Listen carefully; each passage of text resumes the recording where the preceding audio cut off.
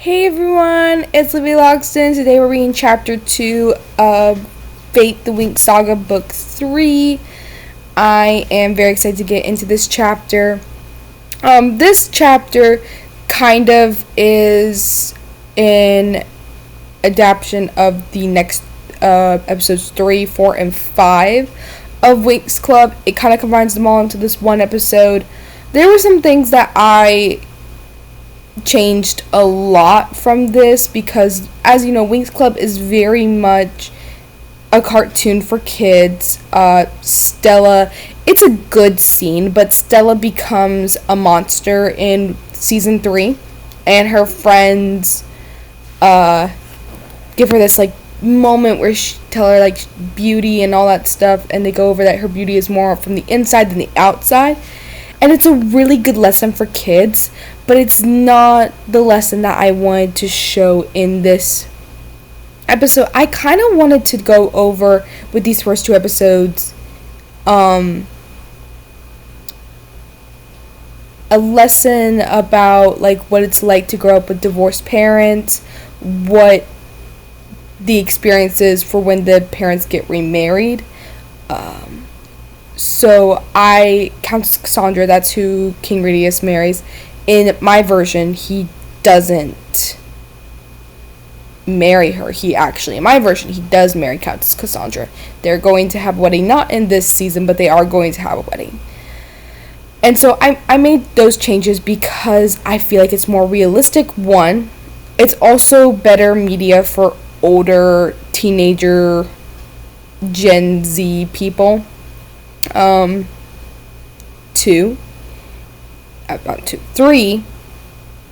it's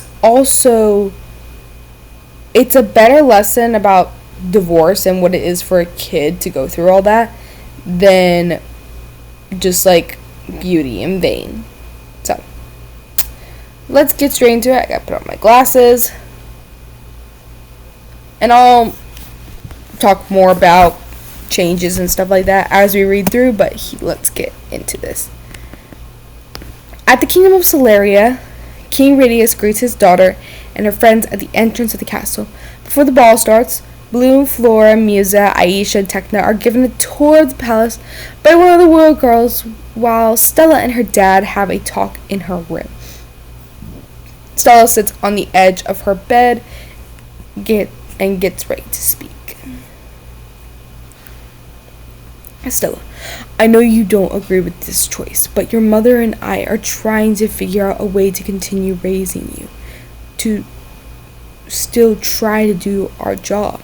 Your mother wants to see me happy, and I want to see her happy.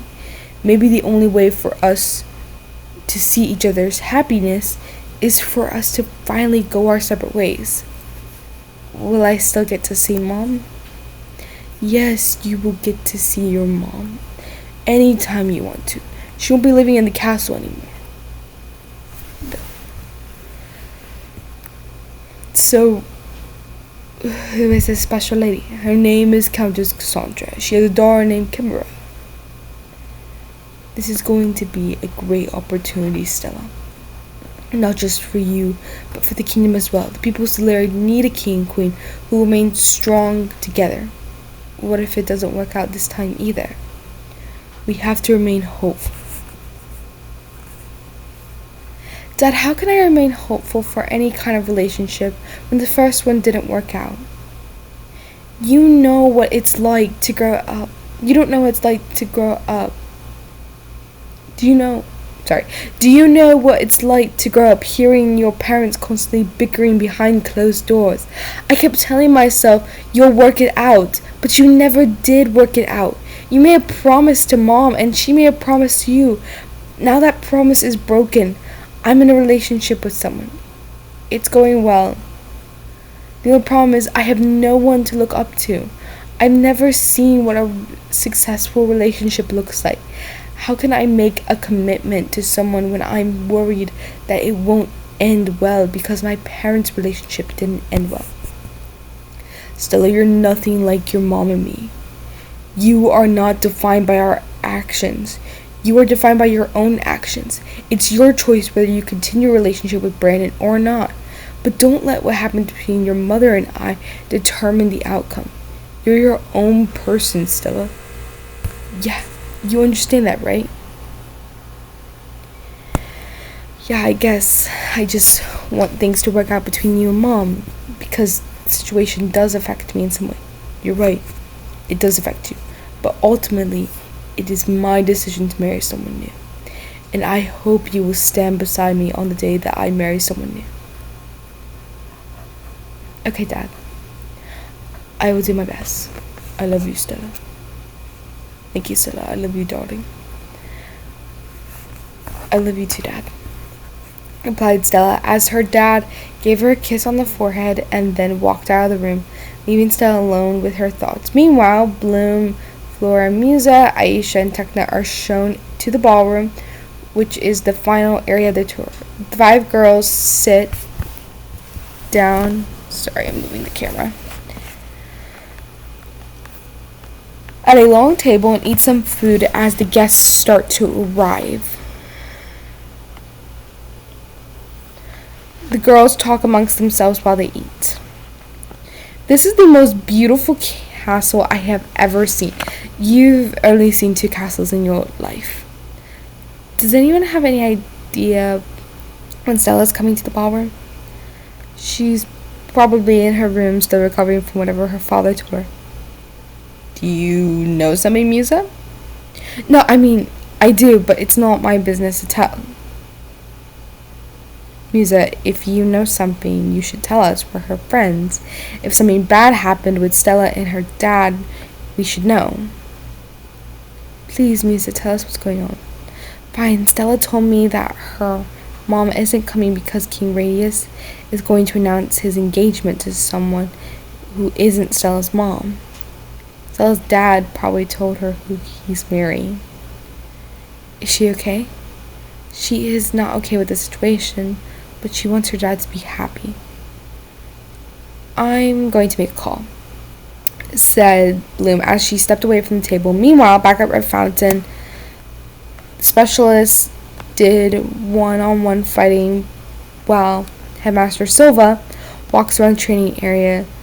Silva walks by Timmy and River, who... sorry, I'm tired. Who are not using any weapons to fight. Be efficient in your movements.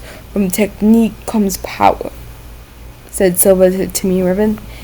Silva walks up on the platform where Sky and Brandon were fighting with swords.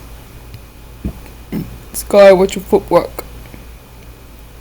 In the fight, Sky was falling behind while Brandon was doing excellently. Brandon kicks Sky to the ground and wins the fight. Nicely done, Brandon. Silva walks away from the fight as Brandon helps Sky. Does he seem alright to you? What? Brandon gets a compliment and all of a sudden Silva has brain damage? Questioned Brandon. That's not what I'm saying. Of course not, because you're not the only good twin who is good at fighting and gets compliments from Silva, said Brandon sarcastically as he picks up his phone and sees Bloom calling. Anyway, why is Bloom calling me? I don't know, answer it. Brandon answers the phone. Hey Bloom, what's up? Oh, nothing much. Anyway, I called you because Stella's going through something and it might be nice if you're here to help her through it. She's in her room alone and I think she could use a friend, or more specifically, a boyfriend. Okay, I'll be there as quickly as I can. Thanks for letting me know, Bloom. He ended the phone call. So, what was it about? Asked Sky curiously. Oh, nothing you need to worry about, okay? I have to go. I'll see you later, Sky, said Brandon as he left to go see Stella. Meanwhile, in Farrah's office, Naboo meets with the headmistress to discuss his classes. Welcome to Alfia, Naboo. Thank you. It's a nice school. You seem to have everyone's best interests in mind with every class. Yes, well, Alfia's graduates have ruled kingdoms and led armies. They forged powerful relics and even just rediscovered long-lost magic. They've shaped the fairy world. So when do my classes start? Tomorrow. And before I give you your schedule, we need to discuss you going to both Alfia and Red Fountain. You're a light fairy, and because of that, our rules state that fairies like yourself attend Althea. The best warriors from different kingdoms are selected to go to Red Fountain, so unless you have a file from King Andros saying you have to attend both schools, then I suggest you keep going to one of the schools. So, in the original series, Naboo, I don't know if I established this in book 2. I don't think I did. I don't think I talked about what Naboo's power was. He came to the banquet in season 2 and got to know Aisha, and they started dating at that time. Over the summer, they had their first kiss. That was an off-screen moment. It was an off-book moment in my books. But I didn't establish his power in book 2, so I'm establishing it now. In the original series, he is a wizard. And he dies at the end of season 4 against somebody kills him. I can't remember who, but somebody does. In my book, he's not a wizard, he's a light fairy. I wanted to do something where he, similar to the guy from Fate the Winx Saga, Gray, who has, he's a blood witch. I wanted to do something similar to that, but the problem with Gray is that it's obvious he's an interpretation of Naboo, but the problem with Gray is that Naboo he loved Aisha, and it was an arranged marriage, and he would never have turned against Aisha when he truly loved her.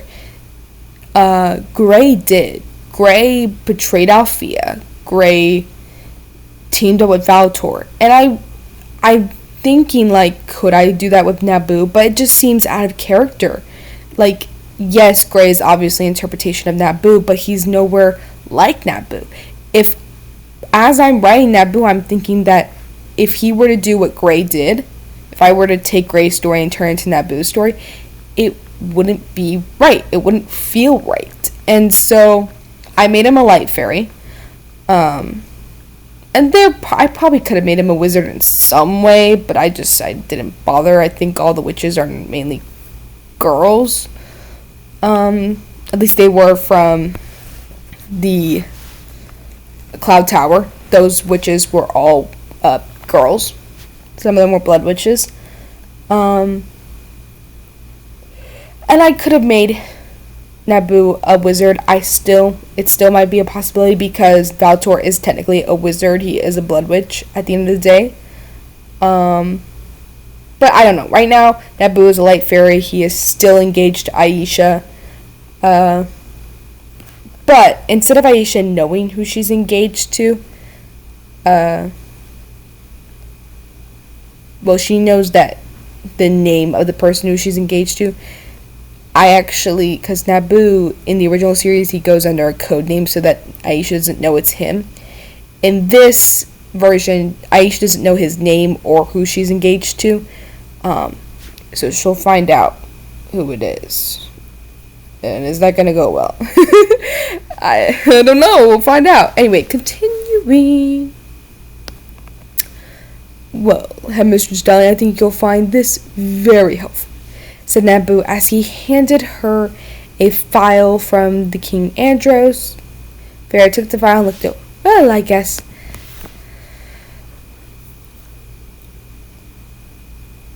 Oh, sorry, something's in my throat. Well, I guess everything checks out. You'll be attending both schools. Please don't let anyone know you're about this. We have rules at Althea, and I expect them to be followed. Here is your class schedule, and you'll be rooming with Riven, explained Farrah as the meeting ended. Naboo left the office and headed to his room. Back at the Kingdom of Solaria, Brandon arrives to comfort Stella in her room. Hey. Brandon, I didn't expect you to be here, said Stella as Brandon walked over to the bed and sat beside Stella. Bloom told me what was going on. You okay? I'm fine, just nervous and worried about my dad's future and mine. Do you want to talk about it? Ever since I can remember, my life has been a mess, but whenever I felt scared or unsure, I was able to turn to my parents for answers. I've always known I'd be able to close my eyes in the dark and both of them would be there for me, leading me in the right direction. Now I can't do that. My parents are separating themselves for real this time. Look, even the best parents are doing what they think is best for us. At some point, we have to take over for ourselves. You're going to get through this, Stella. See, that's just it. I don't know if I can handle all this. My future is so uncertain, not just for me and my parents, but for me and you. What do you mean? Brendan, I don't know what a successful relationship looks like. I'm scared that I'm going to mess things up because my parents messed their relationship up. Stella, you are not your parents. No matter what happens, I'm going to stand by you. I love you, Stella. How can you be sure? Because I know what it's like to have parents who don't always get along with each other, who do things their kids don't always agree with. I know my brother is nothing like my dad, and neither am I. I may not know what it's like to grow up without a mom, but I know what it's like to grow up with parents fighting. Every parent fights, Stella. They don't all just get along. You understand that, right? Said Brandon as he puts his arm around Stella and pulls her closer. Yeah, thank you for being here. I'm always going to be here for you, Stella. Said Brandon as he held Stella close. Are you going to be okay? I think so, but I think I just want to head back to Alfia. You don't want to meet your future stepmom? Not really, if I'm being honest. Is that okay? It's your choice, Stella. I can drive you back if you want. I'd like that, answered Stella as she and Brandon left the ball. Stella sent her friends a group text letting them know that she had left. Bloom, Flora, Musa, Aisha, and Tekna decided to leave as well, while after a while they arrived back at Alfia. The Winx, except for Stella, head to bed. Stella goes for a walk in the hallway and finds Beatrix sitting alone. Hey. Hey, Stella greeted. What are you doing up? Waiting on a text back from my sister. Where about you?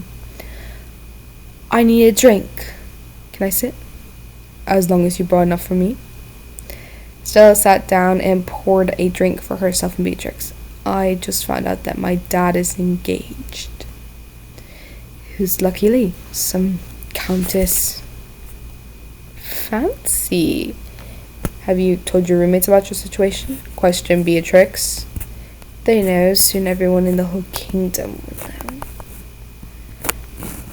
know. My situation is equally, if not more, messed up, joked Beatrix. Sorry, are we having some sort of trauma off here? Because you really don't know the half of it. I think I win, said Beatrix, finishing her drink. Suddenly, Stella and Beatrix hear someone scream for help. They run to see who it is. It was a fairy who had been covered in scratches. Oh my gosh, what happened to you? Isabel, answered the fairy. Well, let's just say that. Isabel, answered the fairy. And that is chapter 3. I'm sorry, that is chapter 2. That last scene, if you guys don't know, that last scene was from Fate the Winx Saga. I debated showing you guys the scene, but I guess I'm not going to because I know there's differences between it. But I loved in season 2 of Fate the Winx Saga, Beatrix and Stella being friends. They were really good friends. I kind of hinted at this in season 2, book 2, but now I'm going full force into this friendship, and it's a really good friendship. I'm never going to deny that it's not a good friendship. It is good. But anyway, chapter 3, I'll be reading that tomorrow for you guys. And that's all I have for you guys today. Bye!